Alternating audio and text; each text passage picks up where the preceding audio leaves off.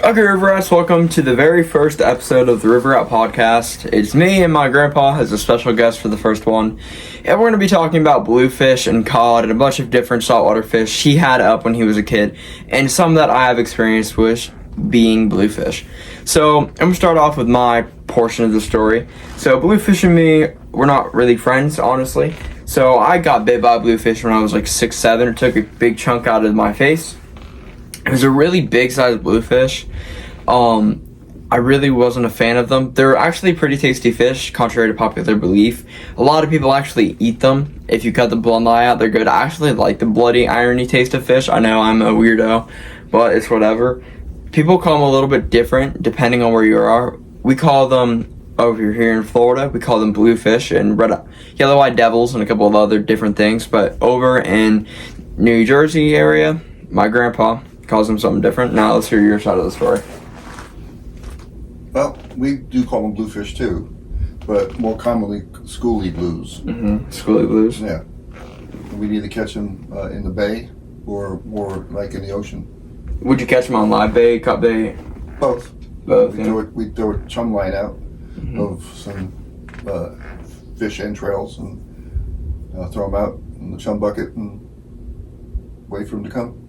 Mm-hmm. We have a little bit different type of fishing. So I fish a bluefish typically with artificial lures. Sometimes live bait and cut bait, but typically I use NLBN lures and bucktails to fish, which is how we typically use our bluefish. Spoons are the best bait for them. It's shiny. They also can't really bite them in half, which is nice. We also catch them on like medium heavy rods. They don't get really big down here either. Like the biggest one I've caught is probably like 28 inches or so. How big are the ones you used to catch up there? Well, bigger than that. I don't remember quite what size they were, but we never used lures. We always used live bait. Mm-hmm. It's quite the difference of generations too, because you guys probably seen like the memes and stuff of like teenage fishermen. They got like the donut board shorts and hats, the visors, the NLBN lures, the bait casters, that type of stuff. Some of it's true with like the NLBN lures, but it's more fun to fish with lures because you can actually like see the fish. Topwater lure fishing is incredible. It's an incredible experience, generally speaking, because you get to see the fish blow up, and it's a lot of fun, especially for YouTubers such as me, that I get to like show up and actually see what I'm doing. It's actually pretty cool. What size rods did you use? Was it like bait casters, conventionals, or spinning? No, conventionals. Conventionals, yeah. I'm assuming you probably put like mostly deep drop rigs, like Right. straight down. Yeah. It's funny you mentioned about how your generation, what they wear, the clothes. Mm-hmm. My generation, what I typically wore, and most of my friends when we went out fishing, we used the white T-shirts Mm-hmm. and the cut-off blue jean shorts. You ever see Flipper on TV? Mm-hmm. Bud and Luke, they always wore that kind of ensemble with the white T-shirts and the pants. Mm-hmm. That was our summer attire and for fishing. Yeah, that's way different than our attire for our generation. It's like I typically dress a lot different than everybody else my age. I dress typically in board shorts, and I'm literally wearing board shorts right now doing this podcast. And just like a hat and fishing pants and whatever other shirts and stuff I have. It just depends. It's really funny though how much different generations are for fishing too, because bait casters weren't really big back then. Like you guys did not have like the computerized DCs and stuff. My generation, they're like crazy with the XLX DCs, Corrados, Scorpiuses and stuff, which they actually do catch fish. It's just back then it was like pretty much conventional and spinning, and that's it. And even back then spinning wasn't very popular because the only good brands back then was like in like 63 there was like really good Pens and good Shimano's, Daiwas. Those are like the brands that were really good back then. Garcia Michel as well. Those were the brands that were like popular back then. Some of the brands are still popular today. Do you remember some of the like rod and reel brands you used? I know the Daiwas were big. Mm-hmm. Garcia. Mm-hmm. That's basically all I remember. We didn't use them for surf casting or spinning rods. We did, like I said, bottom and always ocean fishing, never surf fishing. That's why. So kind of our goal is to do like fishing with different. So we're gonna get into the cod fishing later, which I have no idea what to do with that. So my grandpa's gonna take the lead with that one.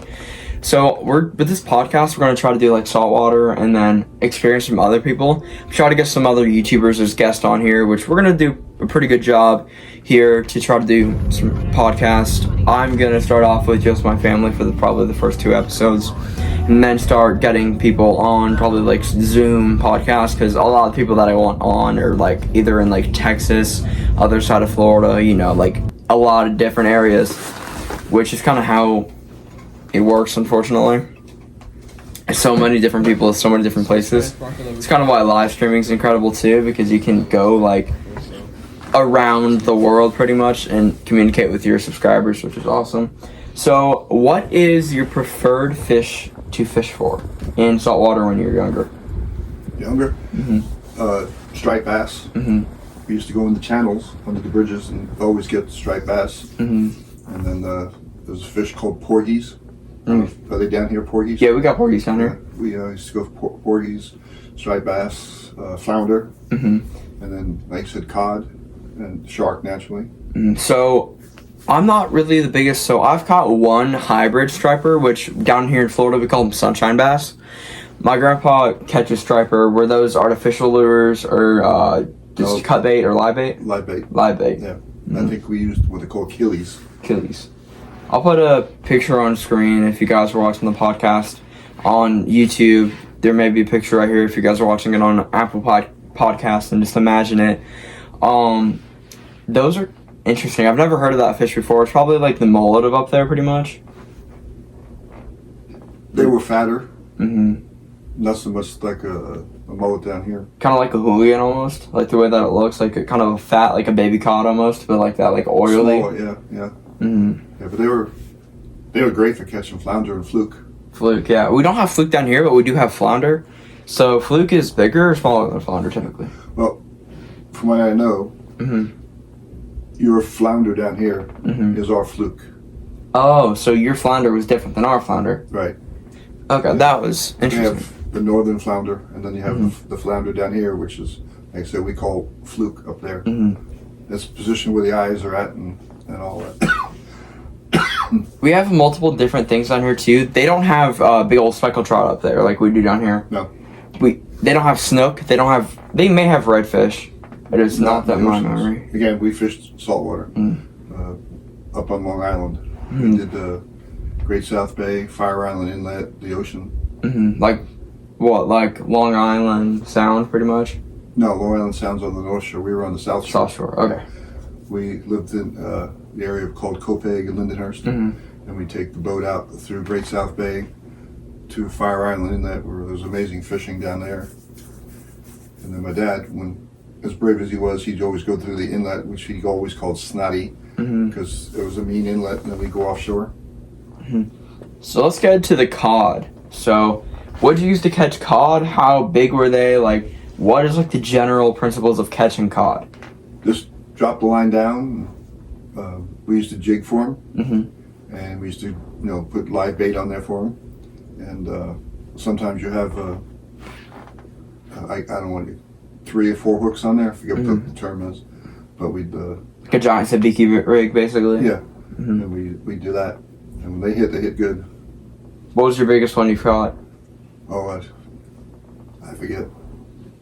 Couldn't fit into the net. Well, it didn't almost fit into the net, but it was probably like what, 65 pounds around? Maybe something like that. Yeah, they were definitely big. Some big size fish up there. They also have sharks up there too, which they have different types. Down here in Florida, we primarily get our bull sharks, our sandbars, our bonnets, hammerheads, occasional great whites. It just depends. What do you have up there? Well, they had for sure great whites, but the most predominant shark where we were at was always the blue shark. Blue shark. And the hammerheads. So it's quite a different fishing scene. Mako. Yeah, we don't really have Makos here in Florida as much as they do up there. Because I'm not a shark fisherman at all. I could probably catch a shark if I tried, which, of course you have to have a license here in Florida for shark fishing. It's a whole other thing we'll get to in another podcast. But yeah, I'm just hoping we can get up there and try to fish for some bigger cod and stuff. Because I've never caught a cod before. I've lived in Florida my entire life. Pretty much the same area. Yeah, literally the same area my entire life. And we don't really have big bass fishing. or they don't have really big bass fishing up there. Down in Florida, we have big bass fishing. Have you ever attempted bass fishing, or like Down here, or kind of like anywhere? up in Michigan, we tried, and we caught some out there and up in the upper Florida, peninsula. beautiful flower horn cichlid here. Little dirty. Trout Let's fishing. see how well you guys know. First trout fishing I did was for brookie trouts in Japan. Like a Mm. 6 pound. What size were they? Like pretty decent size, like around the rainbow trout that I catch in Tennessee. No, these things were small. Mm. They're maybe about as big as your hand. But the translators I used to go fishing with, we go stream fishing, Mm-hmm. and like fly fishing, basically. That was fun. Yeah, that's pretty cool though, because my grandpa's traveled around a lot and fished. I really haven't. I've only been to 3 states fishing. Hey guys, so we That's what you gotta try. You gotta try salmon fishing. That's what I want to do. Is I want to go to Alaska for a big old fishing trip, and that's kind of like my top bucket list right now. Is to go to Alaska to try to catch some sheepfish, some salmon, mostly king salmon is what I want to catch. I still have not caught a big old brook trout. I've caught pretty much. I only have caught rainbow trout, never brook, brown, stream, not really any of those. I really want to get into some of them pretty soon, honestly, is what my goal is to get like a 10-pound brown, which is probably going to be pretty hard to get, especially in Tennessee, because there's not really like a lot of non-fished lakes. Of course, you can go out and fish. Same thing like Florida is like bass fishing. You can find like a lake or something and they'll have something pretty big size in it because people don't know about it. It's not overfished. That's why in a lot of my live streams you guys see, we fish these areas where not a lot of people know about, and one of the areas we own the property, so no one fishes out there except us, which is some of the best fishing we have because that it's literally huge area. It's a flat and mangrove biome. Which do you like fish flats and mangroves, or was it like only deep water, or like Deep water and bay. because it's a lot of different fishing too, because fish in Florida, they like shallows and like mangroves and structure. The fish up north like deep blue. I don't know if it's like temperature difference and that type of stuff.